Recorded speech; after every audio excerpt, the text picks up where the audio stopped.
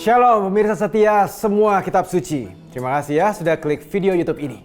Kiranya kebenaran firman Tuhan yang disampaikan bisa menerangi kehidupan saudara dan memampukan saudara berbagi kebenaran ini kepada kerabat, sahabat, dan komunitas saudara. Jangan lupa ya, berkat Tuhan jangan sampai disimpan sendiri. Ayo klik tombol subscribe dan like, dan share video ini sebanyak-banyaknya ke orang yang kamu kenal. Tuhan Yesus memberkati.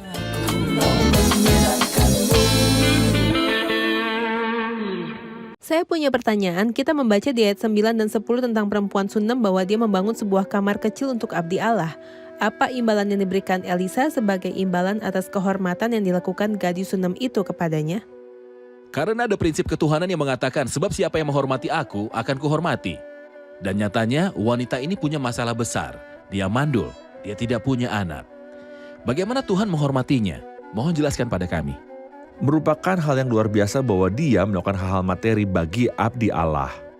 Tuhan menggunakan abdi Allah untuk memberinya seorang putra. Dia memiliki seorang putra. Dan ini bukan hal materi namun tidak ternilai harganya. Dia tidak berpikir bahwa dia akan menerima apapun dari abdi Allah dan selalu siapapun yang melakukan sesuatu kepada Tuhan atau salah satu hambanya tanpa benar-benar mencari imbalan, bahkan secangkir air dingin, Kristus mengajari kita bahwa selama hal itu bagi namaku, sesungguhnya ia tidak akan kehilangan upahnya daripadanya.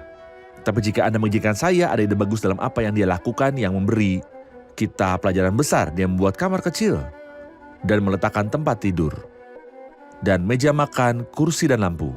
5 hal yang luar biasa, masing-masing memberitahu kita tentang gagasan spiritual yang baik. Kamar kecil adalah tempat yang tinggi yang memberitahu kita tentang perpisahan. Tempat tidur melambangkan kenyamanan. Meja makan melambangkan persekutuan dan kasih untuk memberi. Kursi sehingga orang bisa duduk dan jika dia akan melakukan sesuatu atau membaca. Lampu mewakili kesaksian dan mari kita rangkum semua gagasan ini dan mengungkapkan betapa menakjubkan hubungan kita dengan Kristus berada dalam lingkaran besar itu bahwa rumah kita menjadi ruangan kecil. Di mana akan ada meja makan, di mana Kristus hadir dan Kristus akan merasa nyaman di rumah itu. Dan dia akan duduk di kursi dan menjadi tuan rumah itu yang akan menjadi pelita baginya. Itu sebabnya Tuhan menghadiahinya, memberinya seorang putra. Beginilah cara Tuhan menghormatinya. Ini adalah kehormatan besar dan ketika putranya mati, Tuhan menggunakan Elisa untuk membangkitkannya dari kematian. Agak aneh kita melihat 2 keajaiban yang saling mengikuti berkaitan dengan wanita. Yang pertama adalah tentang seorang wanita yang sangat miskin dan memiliki 2 anak dan hutang. Wanita kedua sangat kaya, tetapi tidak memiliki anak. Dan Elisa berurusan dengan keduanya. Apakah ini memberitahu kita sesuatu tentang pelayanan Tuhan Yesus ketika dia datang kepada orang miskin dan kaya? Tuhan berurusan dengan semua orang seperti yang telah Anda sebutkan. Tuhan menghormati yang miskin dan perhatikan wanita yang meletakkan 2 koin tembaga. Dia miskin. Dan betapa orang kaya sangat mencintai Tuhan dan dia senang duduk bersama mereka seperti Nikodemus dan Yusuf dari Arimatea, seorang yang dihormati yang muncul dalam kisah penguburan Kristus. Jadi Tuhan tidak membedakan antara yang miskin dan yang kaya, antara laki-laki dan perempuan. Semuanya sama, Tuhan mencari hati yang murni yang mencari dia dengan pengabdian. Ini mengingatkan saya pada Yeriko yang dimasuki Tuhan. Dia berurusan dengan orang miskin yang bernama Bartimeus, si buta, dan terpenuhi kebutuhannya. Dan berurusan dengan seorang kaya, Zakeus, yang ingin melihat Yesus dan Tuhan juga memenuhi kebutuhannya karena dia membutuhkan Yesus. Ini memberitahu kita yang kaya dan yang miskin butuh Kristus. Ya. Semua butuh juru selamat.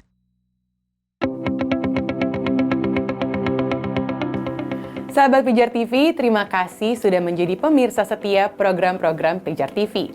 Kami sungguh rindu agar saudara bukan saja diberkati dengan menyaksikan program-program ini, tetapi juga dapat berinteraksi dengan kami untuk berdiskusi dan bahkan didoakan melalui WhatsApp dan telepon yang tertera di layar kaca ini.